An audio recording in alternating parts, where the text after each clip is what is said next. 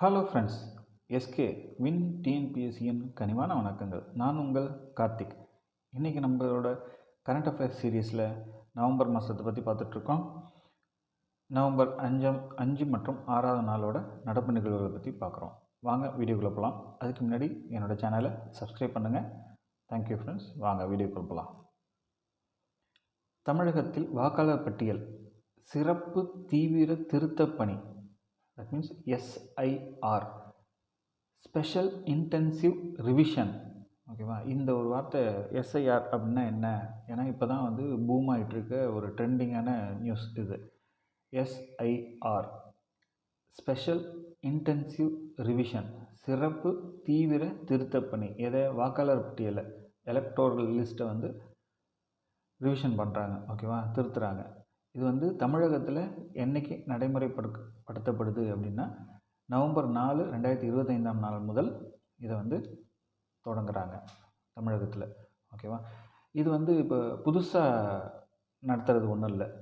ஓகேவா? திருத்த பணிகள் இப்போ புதுசாக நடக்கலை, ஆல்ரெடி நடந்திருக்கு.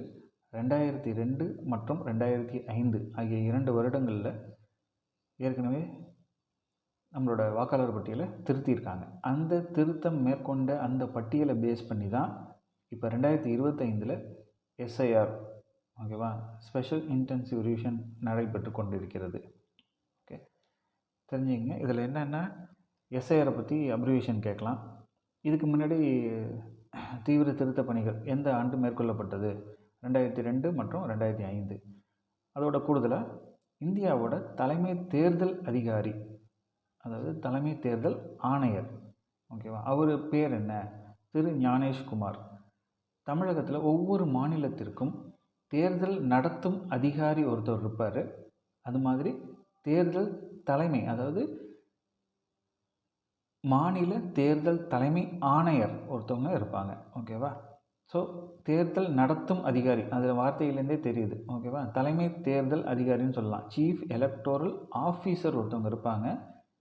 ஸ்டேட் எலெக்ஷன் கமிஷனர் ஒருத்தவங்க இருப்பாங்க. ஓகேவா?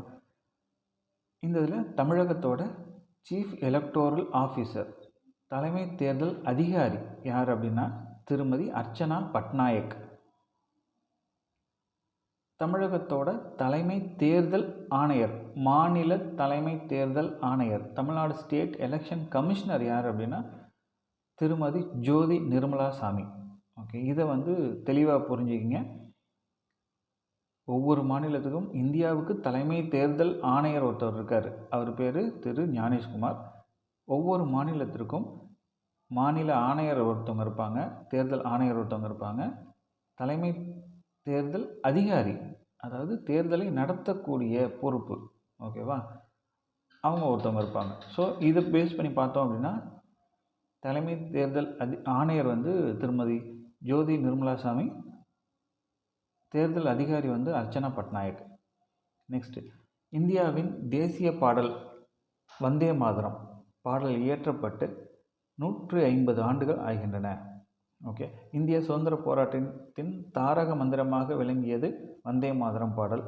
இது 7 நவம்பர் 1875 பங்கிம் சந்திர சாட்டர்ஜி அவர்களால் இயற்றப்பட்டது. 1896 கொல்கத்தா காங்கிரஸ் மாநாட்டில் முதலாக ரவீந்திரநாத் தாகூரால் பாடப்பட்டது. 1950 அரசியல் நிர்ணய சபை, இந்திய அரசியல் நிர்ணய சபையால் தேசிய பாடலாக ஏற்றுக்கொள்ளப்பட்டது.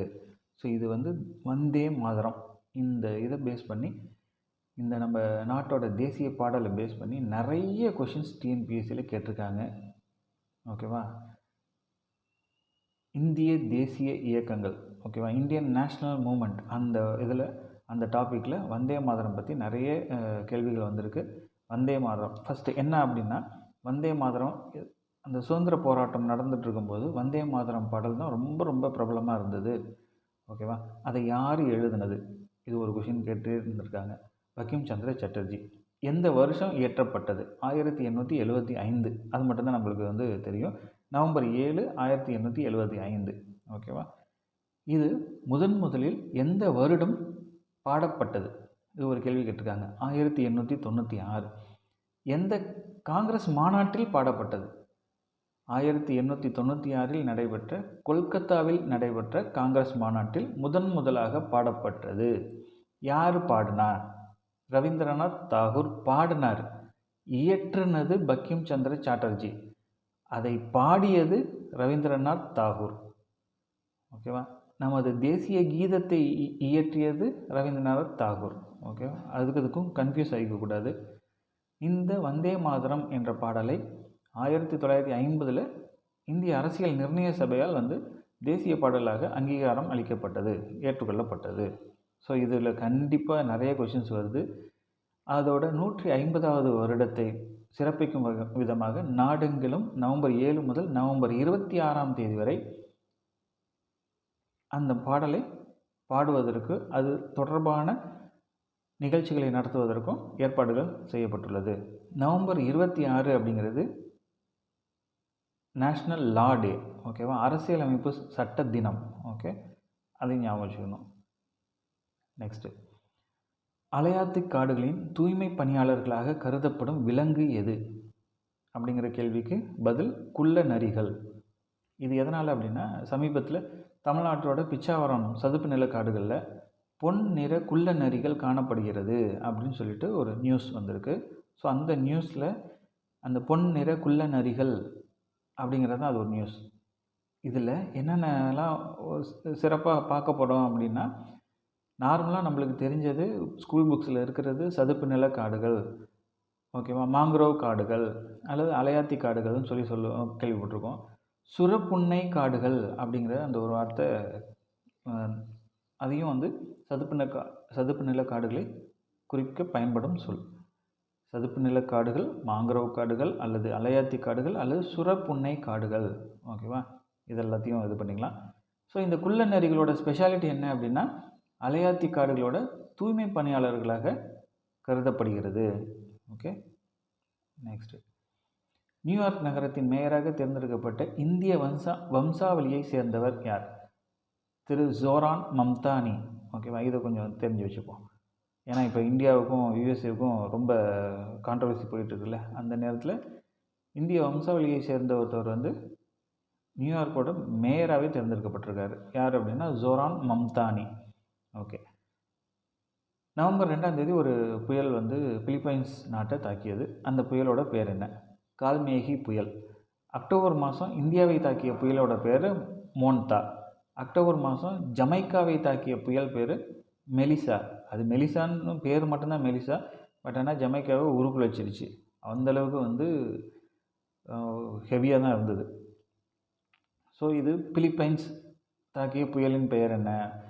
இல்லை ஒரு நம்மளோட இதுவே மோன்தா புயலே சேர்த்து வச்சு போட்டு நம்ம ஆப்ஷனை கொடுக்கறதுக்கு நிறைய வாய்ப்புகள் இருக்குது. ஸோ இது தெரிஞ்சு வச்சுப்போம்.